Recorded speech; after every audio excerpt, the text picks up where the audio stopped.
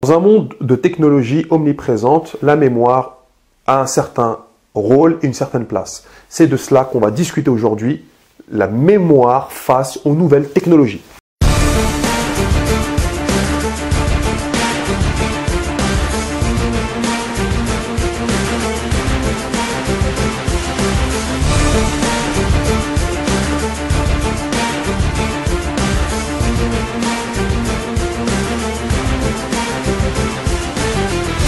Chers abonnés, bonjour à vous, j'espère que vous allez bien.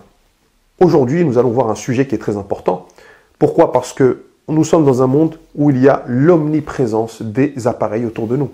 Quand je veux noter quelque chose, plus besoin de post-it ni de mon petit carnet d'antan, mais ça va être un petit mail ou une petite fiche sur Evernote par exemple, ou sur Word ou sur Keynote. Cela pose un problème, c'est que si à chaque fois je délègue ce que je suis censé me rappeler, je le délègue à des outils ou je le délègue à des logiciels ou à des applications, qu'en est-il de ma mémoire? Je vais simplement me rappeler que je dois me rappeler quelque chose à travers un outil. Qu'est-ce qu'il va rester en réalité? Eh bien, il va rester très peu de choses. Pourquoi? Parce que du point de vue scientifique, moins j'ai recours à ma mémoire et moins ma mémoire est utilisée. Vous comprenez? Moins j'ai recours à la mémoire et moins elle est utilisée. Et il faut voir la mémoire comme un moteur de voiture. Si, admettons, vous ayez une voiture et que cette voiture, vous la laissez au garage pendant 1 an, 2 ans, 3 ans, 4 ans et que vous ne l'allumez pas.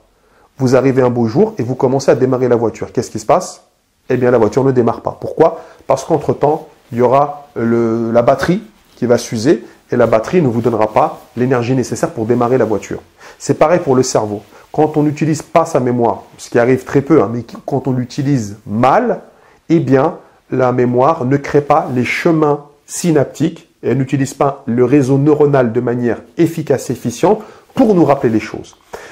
Ça, première chose. Deuxième chose, un élément qui a été dit dans les années 80, 90 même, on disait que une fois que on pouvait saturer la mémoire ne se sature pas. Et contrairement à ce qui était proposé dans les années 80, 90, eh bien, on disait que les neurones ne se renouvelaient pas, que c'était les seules cellules du corps qui ne se renouvelaient pas. Aujourd'hui, on sait depuis 30 ans qu'il y a un phénomène qui s'appelle la plasticité cérébrale ou la plasticité neuronale aussi on parle, pour dire que quand on apprend des nouvelles choses, on crée de nouvelles connexions neuronales. Et qu'est-ce qui fait qu'un enfant, quand il est petit, il évolue dans le temps? Eh bien, c'est principalement son recours à la mémoire. À la mémoire de quoi? Eh bien, ça, principalement, il étudie son environnement, il mémorise les éléments et surtout, il mémorise les mots et il apprend à reproduire les mots. C'est ça qui fait qu'il monte en intelligence.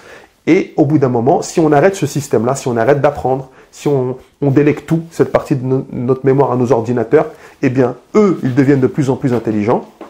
Et nous, on devient que des êtres de consommation qu'il faut juste se rappeler qu'il faut consulter Internet quand on veut savoir quelque chose, Wikipédia, au lieu d'aller chercher dans le dictionnaire. Sachez au passage que quand on prend un dictionnaire et quand on cherche une entrée dans le dictionnaire, on cherche une définition, le fait de tourner les pages nous permet d'apprendre des choses nouvelles par imprégnation. Ouais, ça c'est quelque chose qui a été étudié et on le sait aujourd'hui. Mais quand on tape directement le mot-clé dans l'ordinateur et qu'on va directement au mot, on n'a rien vu d'autre que le mot que l'on cherchait. On lit notre petite maigre définition et on est content. Alors qu'on passe à côté de plein de choses, des mots qui ressemblent ou des mots nouveaux, et on se prive d'un grand bonheur. Et l'équilibre de l'être humain passe par les différentes nourritures. On a la nourriture physique, on a la nourriture mentale et psychique et la nourriture spirituelle. Si on coupe une des sources de nourriture, l'être humain, eh bien, il casse une partie de son bonheur. Alors on sait qu'il faut consommer 5 fruits et légumes, boire de l'eau, etc., etc. pour le corps. On sait que pour la partie spirituelle, il faut prier, méditer, marcher pieds nus dans le parc, etc. C'est super, c'est génial. Mais quelle est la nourriture mentale et psychologique? Eh bien, ce sont tous les exercices qui vont nous permettre de faire travailler notre cerveau et notamment les exercices de mémorisation. Et je vous raconte une petite anecdote que j'ai entendue du célèbre intellectuel français Jean d'Ormesson. Il disait que tous les jours, il récitait de la poésie et c'était certains poèmes qu'il a appris quand il était jeune.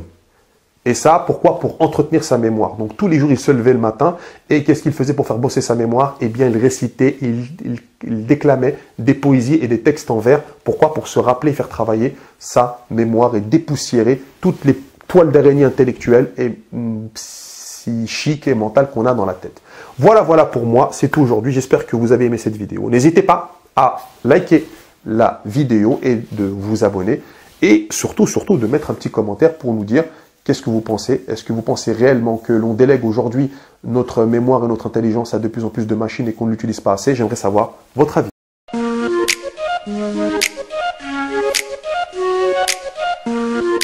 Thank you.